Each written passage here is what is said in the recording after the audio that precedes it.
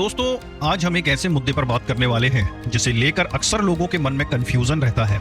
कई बार लोग सोचते हैं कि उन्होंने किसी प्रॉपर्टी का एग्रीमेंट टू सेल बनवा लिया तो बस अब तो प्रॉपर्टी अपनी हो गई। अरे भैया, ऐसा बिल्कुल भी नहीं है। ये बात सुप्रीम कोर्ट ने एक बार फिर ठोक बजाकर साफ कर दी। तो आज हम समझेंगे कि आखिर एग्रीमेंट टू सेल क्या बला है और क्यों सिर्फ इससे काम नहीं चलने वाला। आज के वीडियो में आपको कानून भी मिलेगा और मनोरंजन का तड़का भी। आज हम क्या सीखने वाले हैं? आज हम जिस जजमेंट की बात करेंगे उसका टाइटल है Vinod infra developers limited versus Mahavir Lunia and others. इस केस में सुप्रीम कोर्ट ने एक बहुत ही महत्वपूर्ण बात पर रोशनी डाली है कि आखिर एग्रीमेंट टू सेल से आप प्रॉपर्टी के मालिक क्यों नहीं बन सकते जब तक कि आप एक और जरूरी कदम ना उठाएं। तो चलिए बिना किसी देरी के शुरू करते हैं आज की कानूनी पाठशाला। देखिए, कहानी कुछ यूं है कि एक साहब थे, अपीलेंट महोदय, जिन्होंने एक प्रॉपर्टी पर अपना हक जताते हुए उसके टाइटल मतलब मालिकाना हक, कब्जे और इंजंक्शन यानी किसी को उस प्रॉपर्टी में दखल देने से रोकने के लिए एक मुकदमा दायर किया। उनका कहना था कि रिस्पोंडेंट के पास इस प्रॉपर्टी का कोई पुख्ता टाइटल नहीं है क्योंकि उनके फेवर में जो एग्रीमेंट टू सेल और पावर ऑफ अटर्नी बनी थी उसे तो उन्होंने रद्द कर दिया। अब आप कहेंगे ये पावर ऑफ अटर्नी क्या होती है? तो भैया, ये एक कानूनी दस्तावेज होता है जिसमें एक व्यक्ति, जिसे प्रिंसिपल कहते हैं, किसी दूसरे व्यक्ति जिसे एजेंट कहते हैं, उसको अपनी ओर से कुछ खास काम करने का अधिकार देता है। जैसे अगर मैं और मुझे अपनी प्रॉपर्टी बेचनी है लेकिन मैं बाहर हूं तो मैं किसी दोस्त को पावर ऑफ अटर्नी दे सकता हूं कि वो मेरी ओर से डील कर ले। लेकिन हाँ, ये भी ध्यान रहे कि पावर ऑफ अटर्नी कभी भी एग्रीमेंट टू सेल की जगह नहीं ले सकती। और यहां तो अपीलेंट ने अपनी दी हुई पावर ऑफ अटर्नी को ही रद्द कर दिया था, यानी भाई साहब ने तो खेल शुरू होने से पहले ही वापसी कर ली थी। अब भाई साहब, अपीलेंट का आरोप था कि उनकी पावर ऑफ अटर्नी रद्द होने के बावजूद रिस्पोंडेंट ने 2022 में धड़ल्ले से सेल डीड बनवा ली और रेवेन्यू रिकॉर्ड्स में भी प्रॉपर्टी अपने नाम करा ली। जैसे कोई किसी की गाड़ी की चाबी चोरी करके गाड़ी अपने नाम करा ली। बस इसी बात से अपीलेंट खफा हो गए और पहुंच गए कोर्ट। लेकिन मजे की बात यह हुई कि हाई कोर्ट ने अपीलेंट का मुकदमा ऑर्डर 7 रूल 11 सीपीसी के तहत खारिज कर दिया। अब ये ऑर्डर 7 रूल 11 सीपीसी क्या है? ये कहता है कि अगर किसी मुकदमे में कोई कानूनी कमी है, जैसे उसमें कोई कॉज ऑफ एक्शन ही ना हो और वो कानून से ही बाधित हो, तो कोर्ट उसे शुरुआती स्टेज पर ही निपटा देगा, मतलब खारिज कर देगा। जैसे किसी क्रिकेटर को पहली ही ओवर में आउट कर दिया जाए। शायद हाई कोर्ट को लगा कि इस केस में कुछ कमी है। अब लेकिन अपीलेंट ने हार नहीं मानी, पहुंच गए सुप्रीम कोर्ट। अब ये सब ठान चुके थे कि जब तक तोड़ेंगे नहीं तब तक छोड़ेंगे नहीं। अब सुप्रीम कोर्ट ने क्या कहा? सुप्रीम कोर्ट ने हाई कोर्ट के फैसले को रद्द कर दिया। बहुत ही साफ शब्दों में समझाया कि प्रॉपर्टी में मालिकाना हक लेने के लिए सिर्फ एग्रीमेंट टू सेल काफी नहीं है। अगर आप ट्रांसफर ऑफ प्रॉपर्टी एक्ट 1882 के तहत प्रॉपर्टी के फायदे लेना चाहते हैं तो आपको कॉन्ट्रैक्ट के स्पेसिफिक परफॉर्मेंस के लिए मुकदमा दायर करना होगा।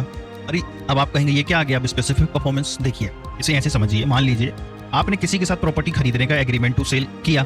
अब अगर सामने वाला बाद में मुकर जाए और प्रॉपर्टी बेचने से मना कर दे तो आप कोर्ट में ये गुहार लगा सकते हैं कि जनाब, इस व्यक्ति को अपना वादा पूरा करने के लिए मजबूर किया जाए, यानी कि वो एग्रीमेंट को स्पेसिफिकली परफॉर्म करे और तभी कोर्ट आपको प्रॉपर्टी का हक दिला सकता है। सिर्फ एग्रीमेंट टू सेल दिखाकर आप ये नहीं कह सकते कि देखिए जी, मैंने तो प्रॉपर्टी खरीद ली। ये तो वही बात हो गई, कहने से क्या होता है, करने से होता है ना।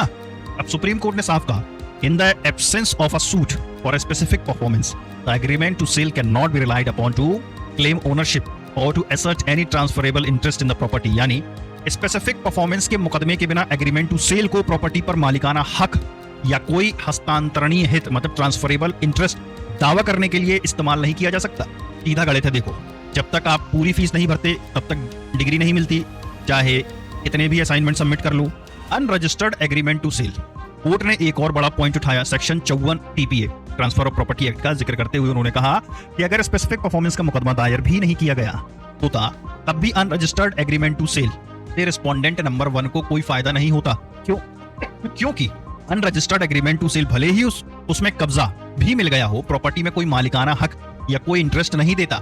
यहां पर सुप्रीम कोर्ट ने एक बहुत ही महत्वपूर्ण case Suraj lamp and industries private limited versus state of Haryana 2012 का इसका हवाला दिया, जिसमें पहले ही ये बात साफ हो चुकी है।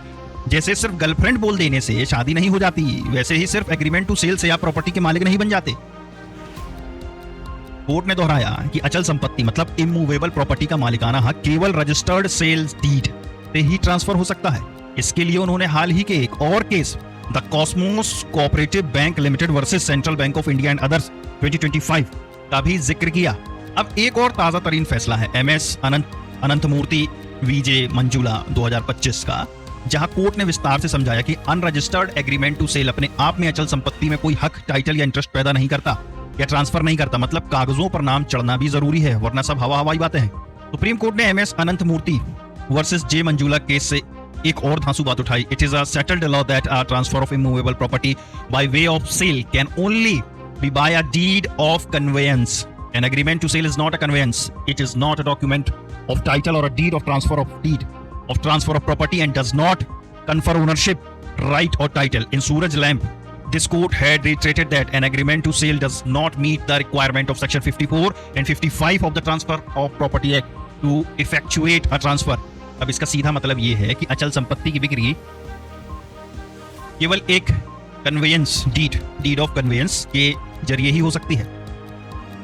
एग्रीमेंट टू सेल कोई कन्वेयंस नहीं है, ये कोई मालिकाना हक का दस्तावेज नहीं है और ना ही संपत्ति के ट्रांसफर की डीड है और इससे मालिकी का हक या टाइटल नहीं मिलता। सूरज लैंप वाले केस में भी कोर्ट ने कहा था कि agreement to sale transfer of property act के सेक्शन 54 और 55 की आवश्यकताओं को पूरा नहीं करता जिससे कोई ट्रांसफर हो सके। अब section 54 of transfer of property act क्या है? अब ये सेक्शन 54 बार बार आ रहा है तो समझ लेते हैं ये क्या कहता है। ट्रांसफर ऑफ प्रॉपर्टी एक्ट 1882 का सेक्शन 54 सेल को परिभाषित करता है। ये कहता है कि सेल मतलब बिक्री अचल संपत्ति के मालिकाना हक का ट्रांसफर है जो किसी कीमत के बदले में होता है। इसमें यह भी बताया गया है कि 100 रुपए से ज्यादा की प्रॉपर्टी के लिए या रिवर्सनरी या अन्य अमूर्त अधिकार के लिए बिक्री केवल एक रजिस्टर्ड इंस्ट्रूमेंट के द्वारा ही की जा सकती है।